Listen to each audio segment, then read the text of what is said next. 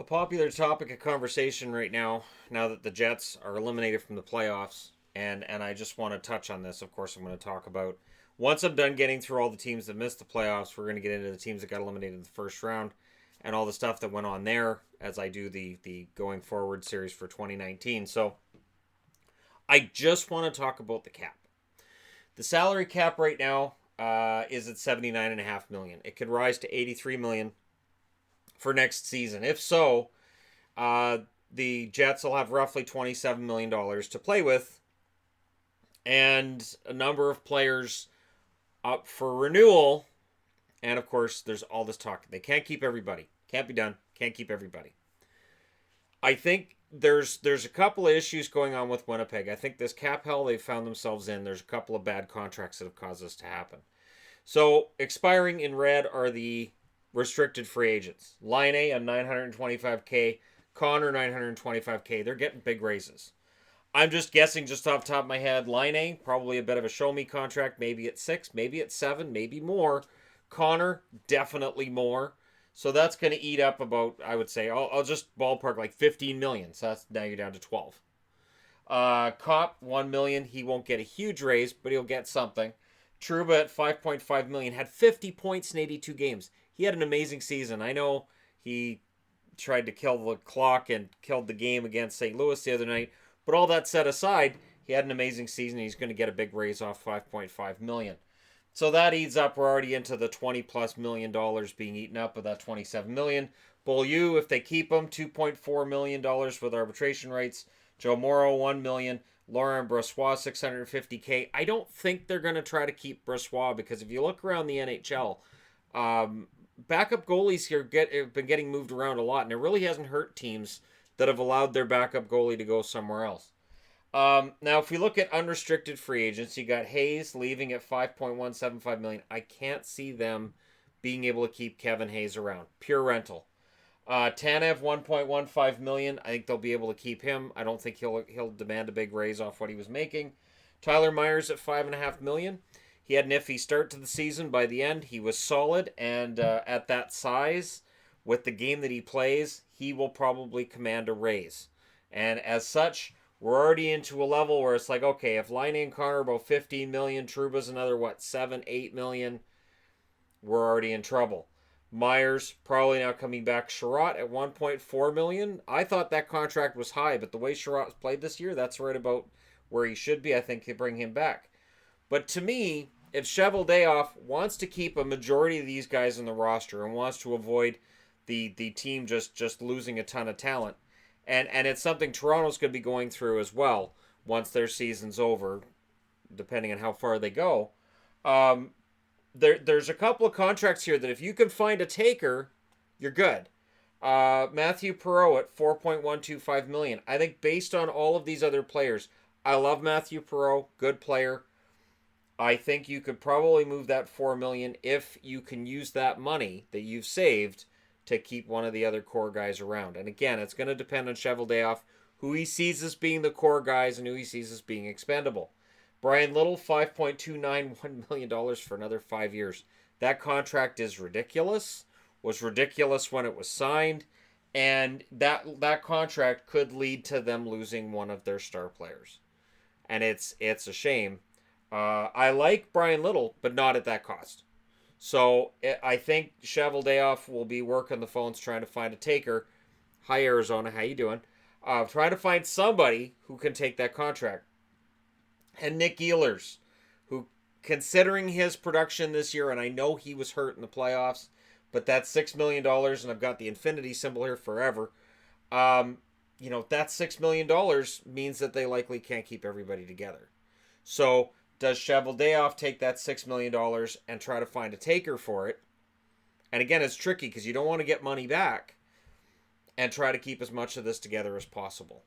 I don't think the Jets are going to fall apart as badly as some may predict. I think this first round loss, it happens. Every team has gone through embarrassing first round losses, or in this case, a hard fought series against the St. Louis Blues, and that can be a tough thing to go through. For me, I think the Jets are going to do their best to keep as many of these players as possible. I think Hayes goes.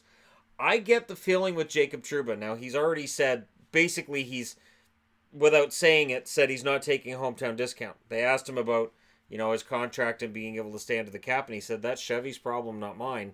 He's the one that has to worry about that. I just, I come here, do my job, get paid kind of thing.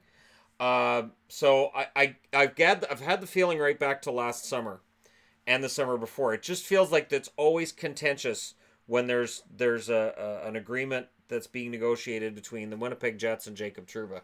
And I'm not sure what it is. I don't know if it's because Chevy's trying to get him to take less money than what he believes he's worth. But this summer, with the season he's had, Trouba's going to make a lot of money.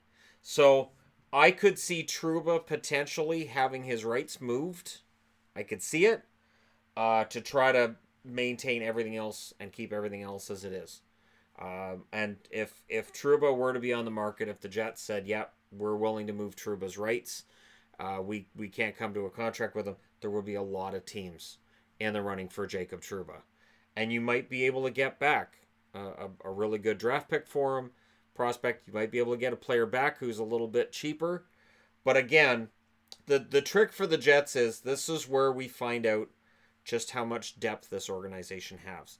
So Vesalainen, who likely will get another shot at the roster next year, may end up being a little more important if they can't keep all this together. And Kevin Cheveldayoff has to sell guys like Kyle Connor and Patrick Laine on what he's built and on the continuing build of this team with the idea of, hey, we have unfinished business here. You guys can be a part of this.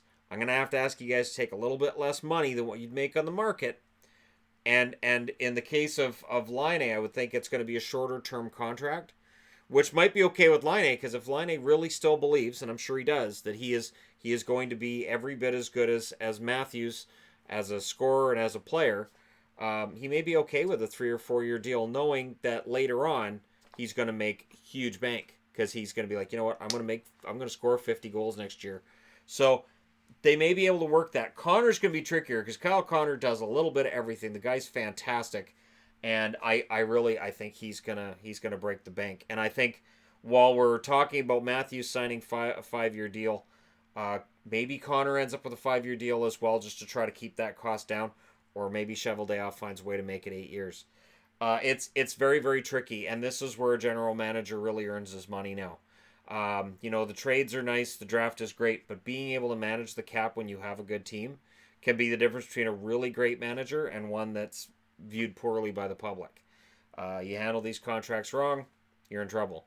And Tampa as well, they have their own cap issues, and I'll probably do a video on that in the upcoming weeks and on who they have to sign and how they may figure this out. But for me, I don't think a whole lot of players are going to go. Hayes probably gone, I would think, just pure rental. And Trouba is one I'm keeping an eye on, because it feels like he may very well price himself out of what Winnipeg's willing to pay him. So I have a feeling that Trouba's agent will go to them and go, here's what we want. And then they'll get a counter offer, and Trouba will be like, all right, move my rights. Because it's felt like over the previous couple of years that it's just not a great relationship. But we'll see, right? You just never know. Sometimes these things get smoothed over, and 2 years from now we can be talking about how Jacob Trouba's the best defenseman the Winnipeg Jets franchise has had, and he's signed for a really good deal that helps everybody. But we'll see. We'll see who buys in and who doesn't. But there you go. I just wanted to talk about this and just throw it up on the board. These are the guys that are expiring. And let me know, Jets fans, how many do you think go? Who do you think stays?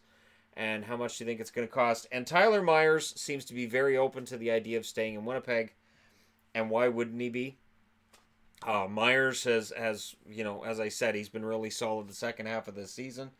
And I think he'll want to stick around. But again, that $5.5 million, which looked like a lot at times during his run, right now it looks like a bargain when you look at how the salary cap keeps going up. So the salary cap, if it does go to $83 million, definitely will help. If they could move Perreault, Little, or Ehlers, and only one. I think only moving one of them means they can keep at least one more guy on the board. But it's going to be tricky. I think quietly, and I don't think Cheveldayoff would admit this publicly, he's probably happy that Laine really cooled down, that he didn't keep up that crazy goal scoring in November.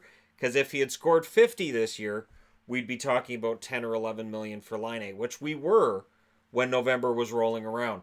And now we're talking about more down, maybe 3 million a year less kind of thing, shorter contract. So Laine's cold streak may end up being the best thing to happen to the Jets this year.